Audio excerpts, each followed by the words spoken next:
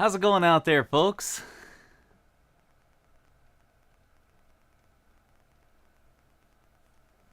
Good to see everyone. Happy New Year. Happy 2023.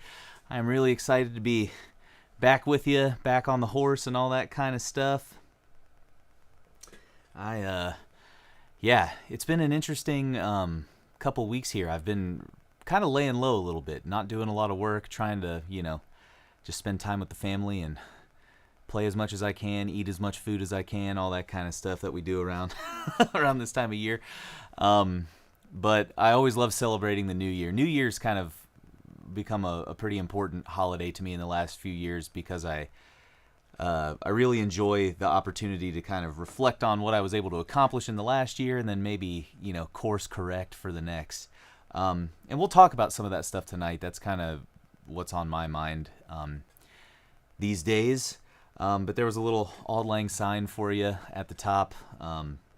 If you haven't seen it, Lessons with Marcel. Marcel did a transcription short of a version of Auld Lang Syne that I played, I think, a couple years ago, and released it on YouTube here today. So go check his channel out. It was a fun project. But yeah, let me check in with the chat box here. Oh, Aiden Schnell. He's already coming in here causing all kind of trouble. You might find yourself without a place to sleep there next week, sir. Aiden's a buddy. He's making fun of my old Martin. Pshaw. Is that a Yamaha? It's a red label. Good to see you out there, Aiden. Great guitar player. You should go check out his YouTube channel and channels and all that kind of stuff. Aiden's a great picker. We got Johnny Brandstetter with us. Happy New Year to you too, my friend.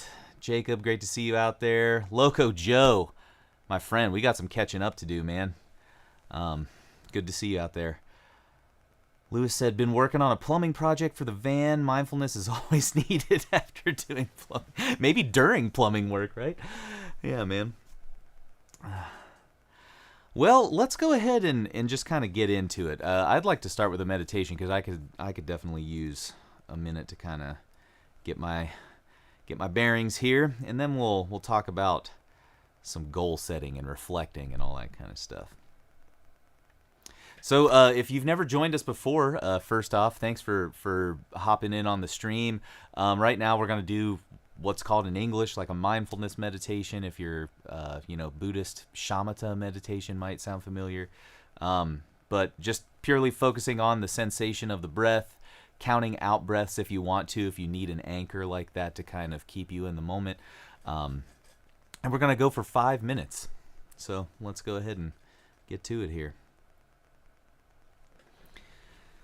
Be sure you're in a relaxed position. Feet firmly planted on the ground, or if you're cross-legged, on your sits bones, try to position your spine, your head over your spine.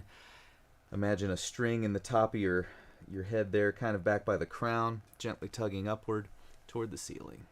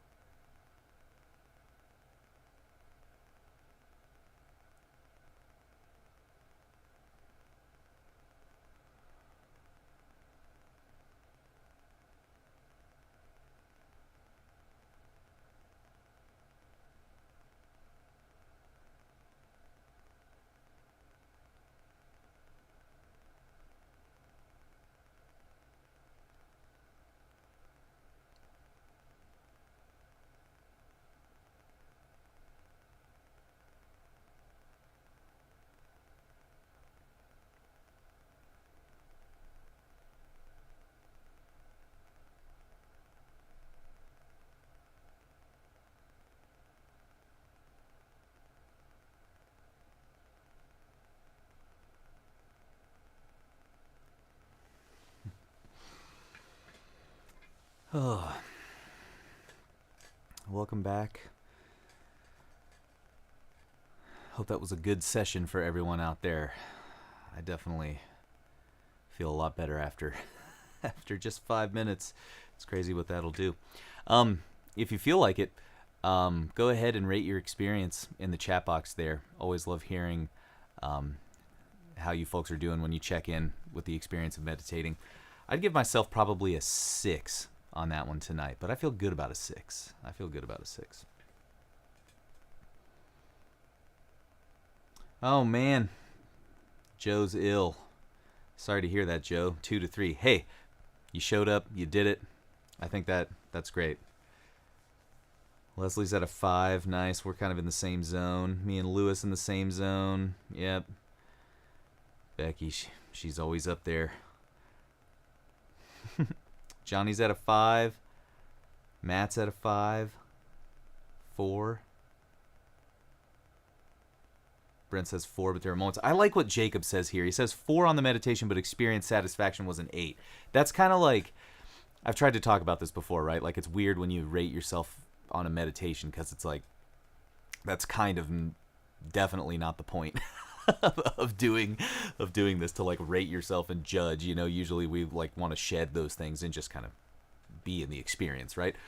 But I think it's good to notice things, and numbers are sometimes how we can notice things in life, right? So Jacob's description of that is a great one, though, because there's kind of like a, you know, what metric are we looking at here? Because there's multiple things we can measure in meditation, right? Like, did we stay, you know, focused and in the moment and on your breath and all that kind of stuff? You can rate that experience.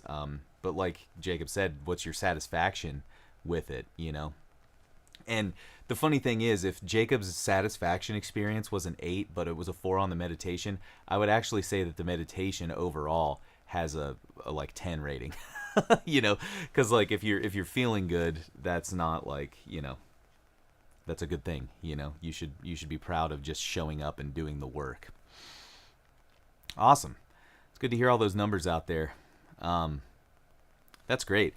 Well, like I said earlier, I've kind of been thinking a lot. You know, it's New Year time. This is kind of like my reflection period. And, you know, first, before we dive into that conversation, does anyone out there do that in a meaningful way at the end of the year? I know it's always like, we always set resolutions, right? And like, I'm going to shed those 40 pounds this year, or I'm going to do X, Y, and Z, right? But then, you know, everybody always knows the stories too, like that most resolutions are broken within the first month of New Year, right? So I've kind of tried to avoid that mindset and more just use the new year to kind of take stock of where I am in the journey of life. You know what I mean? Look back a little bit, look ahead a little bit, and then kind of adjust as necessary.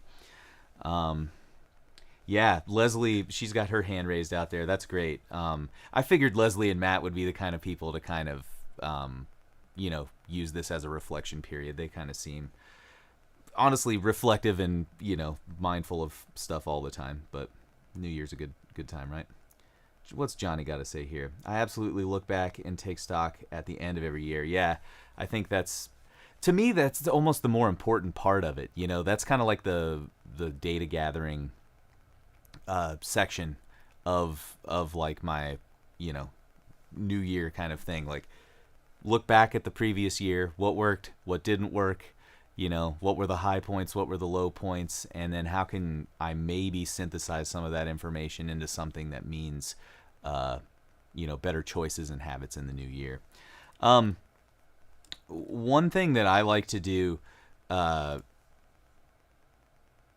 is I kind of actually hate these types of like acronyms and stuff like that, but after I've kind of like reflected on the year, I definitely do use like the SMART goal system to kind of at least chew through some new ideas for the coming months and coming year.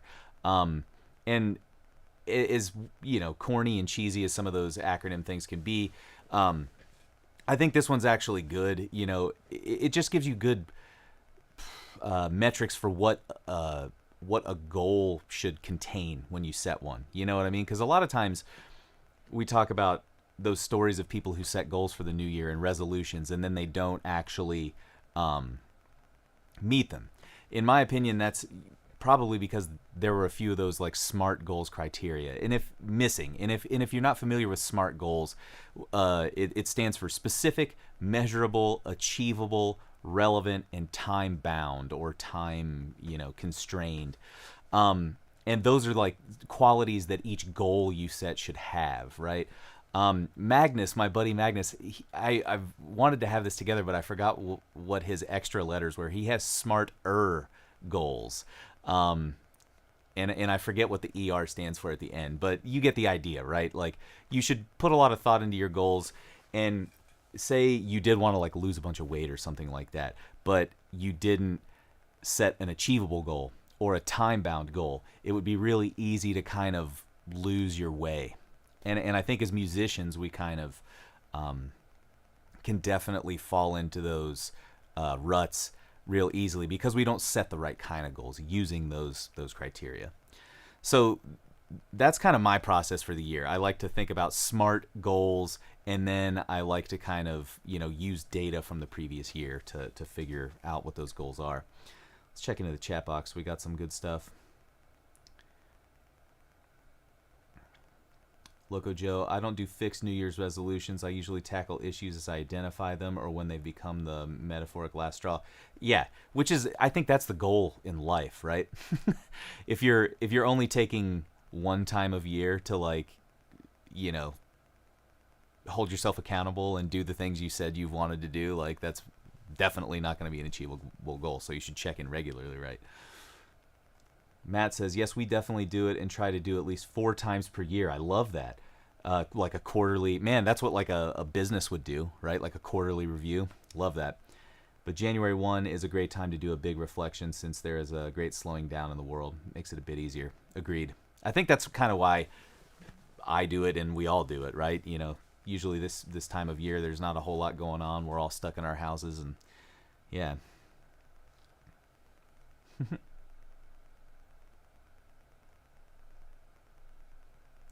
Elliot, yeah, I have a low bar. It'll be a good year if an asteroid doesn't hit Earth. I love it. Yep.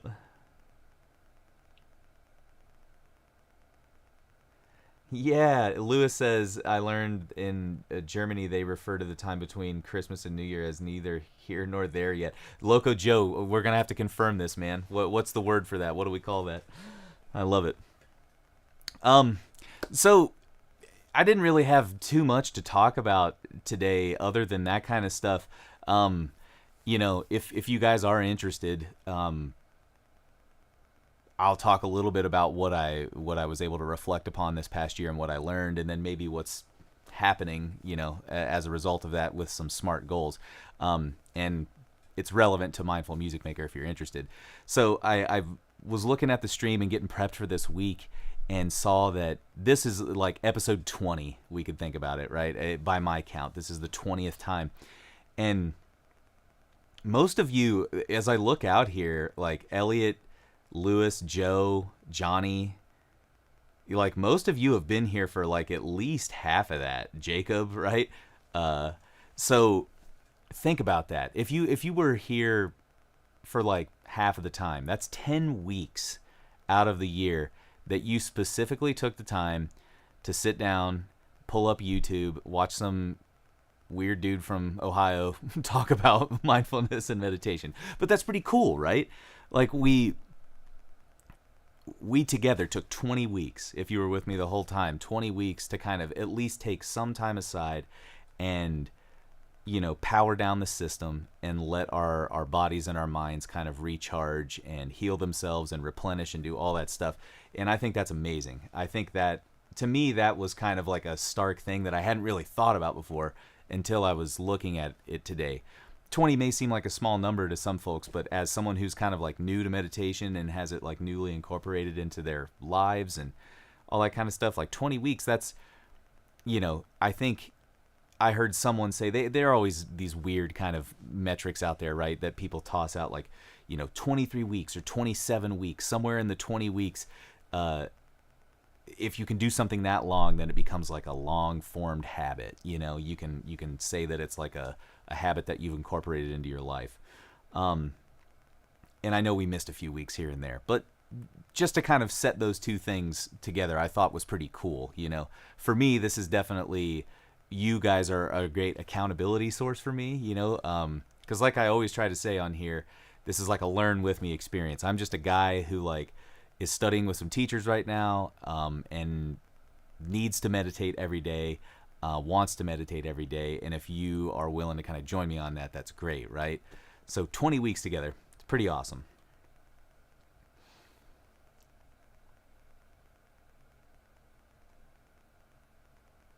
Nice. Um, yeah, so that's kind of one thing that I was really reflecting on and really proud of. I think all of us should be proud of it. Um, but my kind of the Buddhist Lama that I talked to, who's kind of like my meditation coach, he very early on in our kind of studies together, we would talk about getting hooked. you know so like if you're in a meditation and there's just that like annoying noise in the room that you can't get out of your head, that's, you're hooked on that noise, right? Like it pulls you out of the meditation. But he kind of steered the conversation to this other place that I never really thought we would talk about. But like, say that you're like in the middle of a meditation and you feel great, and you get done with a meditation and you feel great, and you're like, oh my God, I'm like, this is amazing. I'm going to meditate every day. This feels so awesome. He would also say, don't get hooked by that either. Take stock of it, notice it, just like we do in the meditation, right? Like if you notice a noise, notice it, come back to the breath.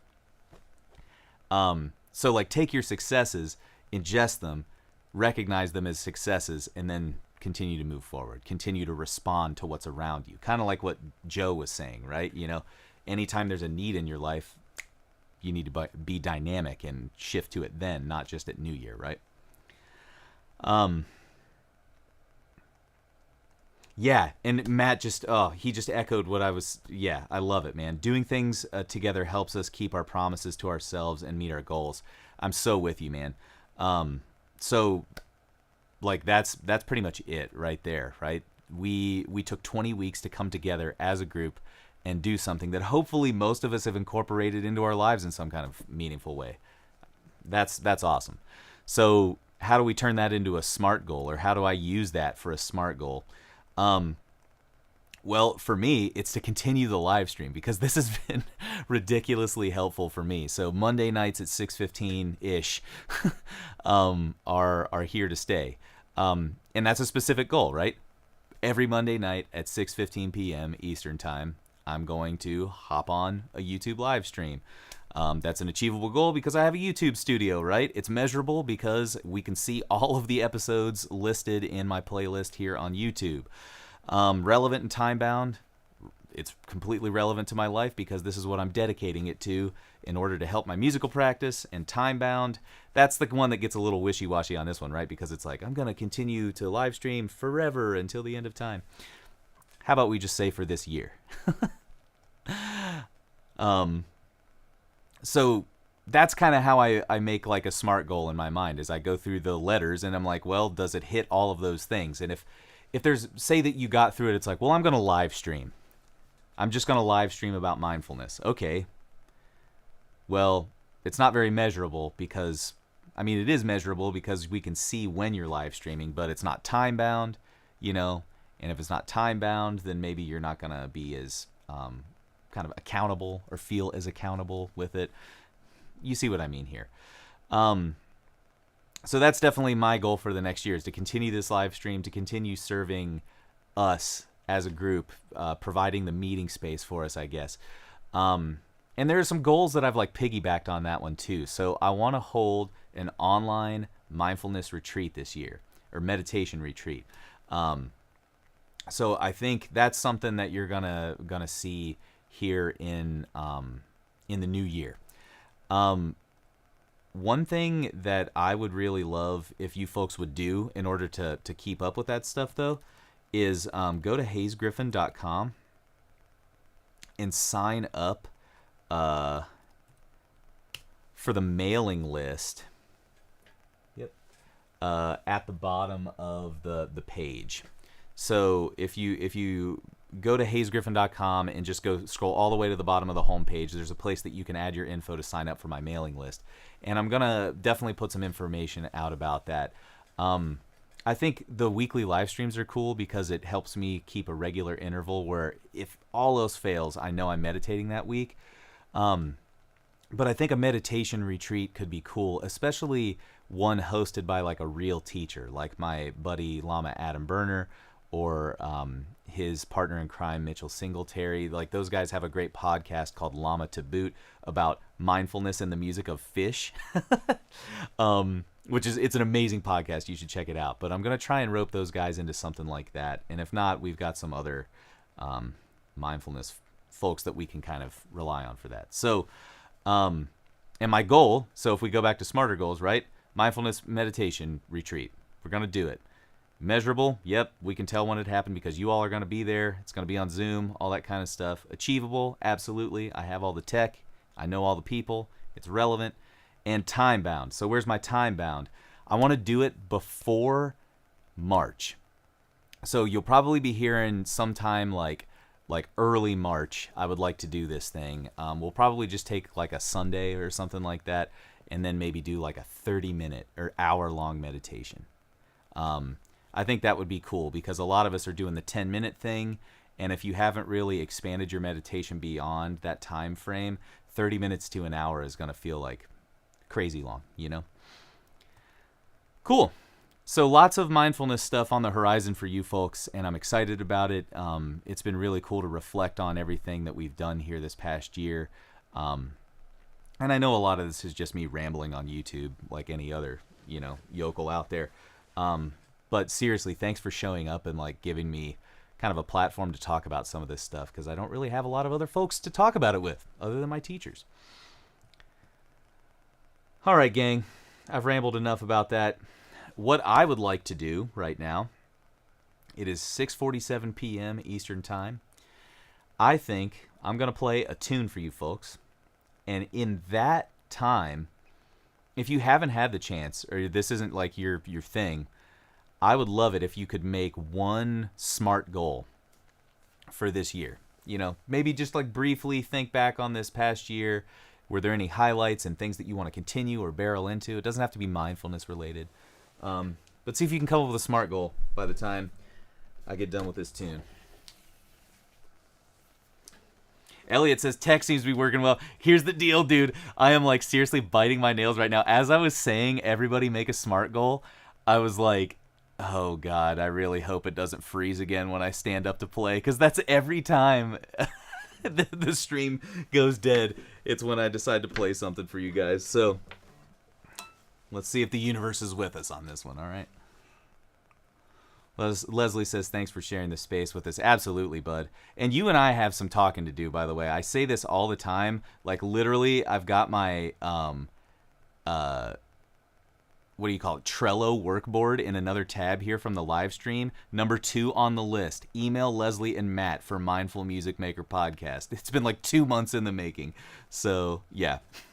My apologies. What we are going to talk about that at some point. I'm just getting behind.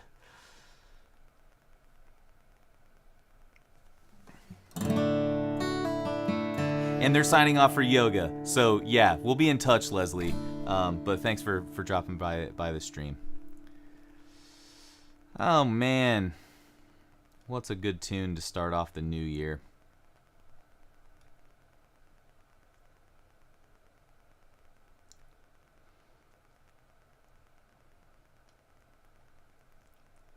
How about...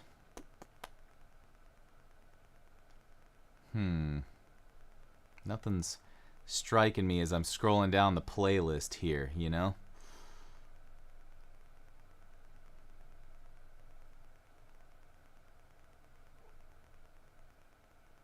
Oh, okay, here we go.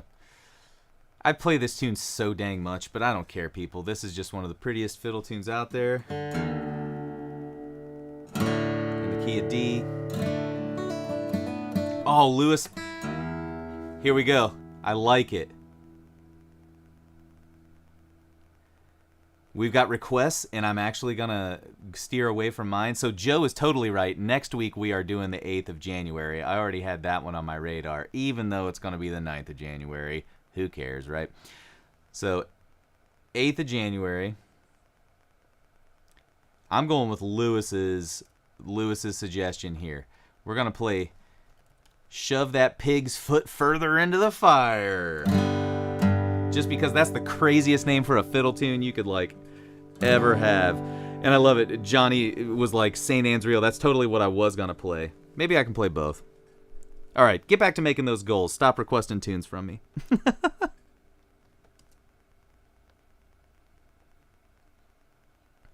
Oh, might help if it wasn't muted, huh?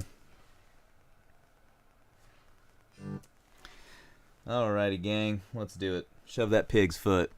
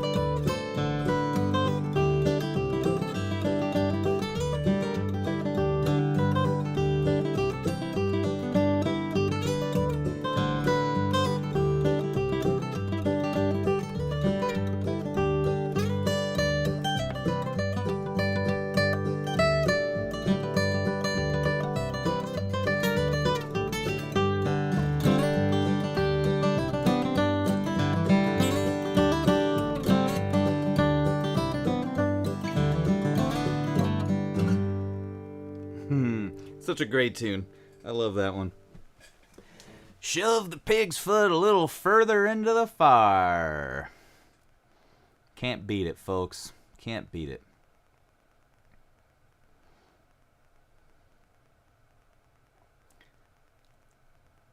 Uh-oh. So I'm looking at the stream, and be honest with me, folks. Was it choppy? Did the audio get nasty? Any of that kind of stuff? It looked a little freezy to me when I sat back down.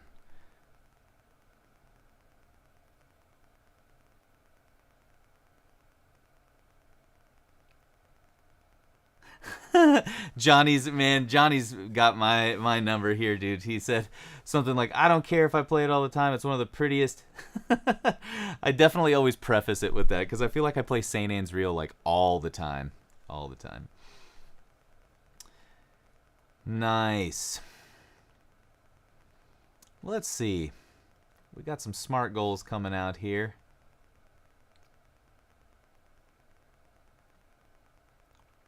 Yeah, Brent says may not be a smart goal, but I'm trying to find the practicing sweet spot of purpose, progress, and fun.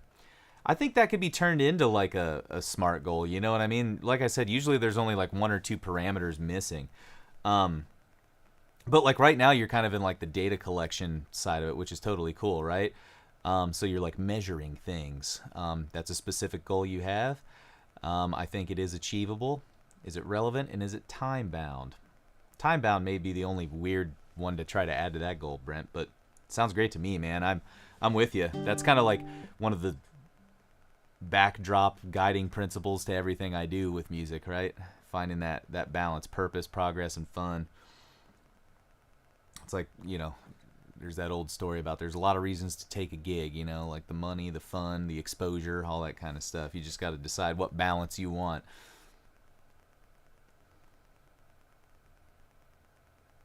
Nice. Lewis says smart goal is more van life with hiking. Yeah, man. And that's so achievable. So easy to put time bound stuff on that. Just schedule trips, right? That's how my wife and I got with it. Like when we lived in Grand Rapids, Michigan, we were like, we need to go cross country skiing. And then we would never like schedule it or do anything. So we like made one night of the week like cross country skiing night, and we just did it. And guess what? It happened, and we had a blast, and it was awesome.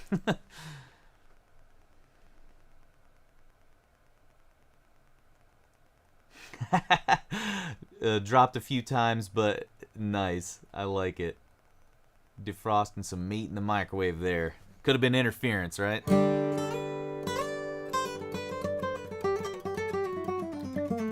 Typing Hazard, I believe we're now like artistic collaborators, right? Isn't it? Weren't you in the last Coalition video? And then Johnny was in there too. We've got so many Bluegrass Coalition people over here right now. And Joe, Loco Joe, how could I forget that, right?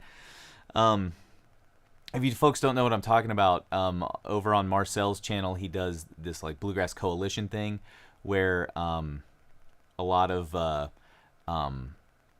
his like Discord and community members will like submit videos of playing a tune to like a common backing track, and then we, you know, have like these huge epic 18-minute long jam sessions and stuff. Nice. Joe's got a real good one here. He says his smart goal will remain to be refining my practice framework. I'm catching myself working on too many things at once, and it's slowing me down. I'm so with you, man. That's a good one. We should do a podcast episode about that. Honestly, man, that like I would record a Loco Joe 2.0 episode on that one, man. We need to talk about that. That seems to be my kind of main thing in life, is like overscheduling things and packing what is it, the if we're looking at our SMART goal things, the achievable part of that really gets me. You know what I mean? The achievable, because like a deadline is great, you know, if you put a deadline in there, but if you say that you're going to cure cancer in the next 2 months or something like that, then, you know, maybe you need to reassess the timeline or the goal or whatever. And I'm that way in the practice room. It's like, oh man, I've got this show with Peter Rowan that I'm supposed to play in February. I've got these school assemblies that I'm doing in March. I've got jazz gigs to rehearse for. I've got another thing to rehearse for, you know what I mean? And then I'm like, no, but I just want to study some bebop right now too, you know? It's like, so you gotta do what's achievable, right?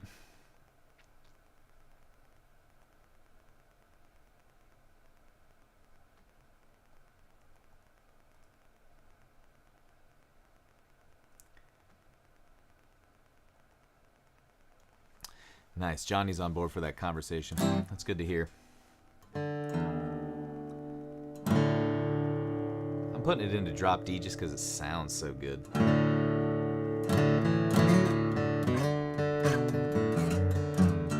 Brent, good to see you, my friend.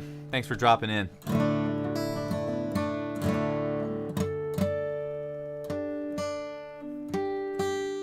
Does anyone else tune their guitar as weird as I do?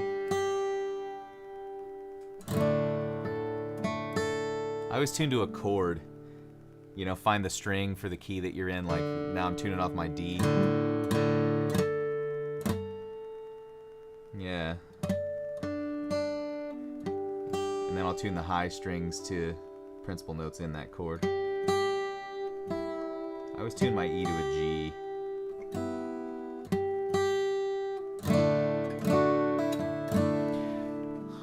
Screw it, we're playing St. Anne's Reel.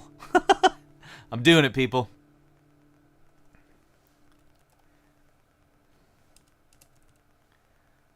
Alrighty. This one's for you, Johnny.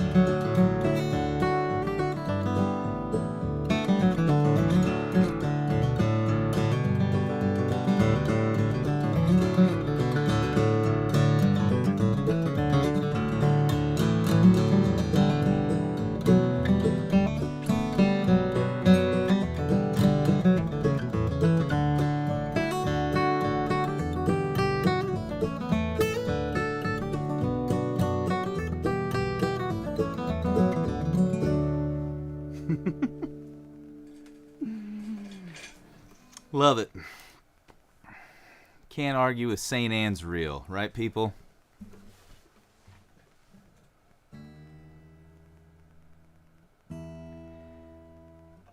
Nice. Elliot says Al Petaway did a lot of Drop D stuff.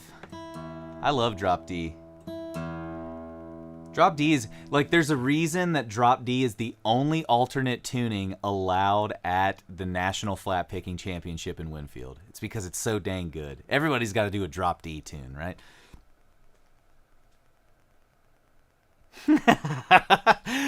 Typing hazard. I tuned to 432 hertz so I can be in tune with the planet, man. I love that.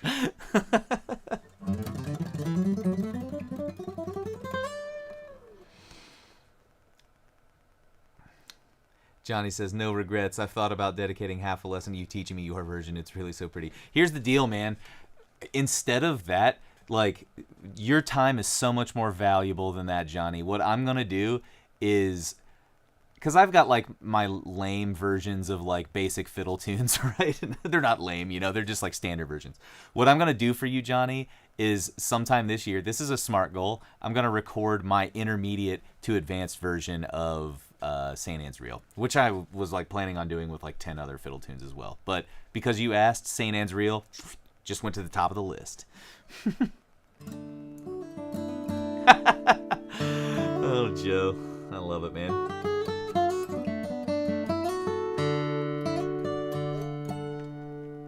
Doesn't this old guitar sound good, man? I'm so into this guitar. Thanks to Grandpa for buying Grandma this guitar. Back in 1952 or whenever that was. Well, I think we're kind of like reaching a natural kind of stopping point here on the stream. It really has been fun to kind of chill out with you folks. Thanks so much for joining me for the first Mindful Music Maker of the year. Once again, if you haven't signed up for my email list, go to hazegriffin.com and just scroll all the way to the bottom of the page and sign up there. There's going to be some cool updates about Mindful Music Maker this year.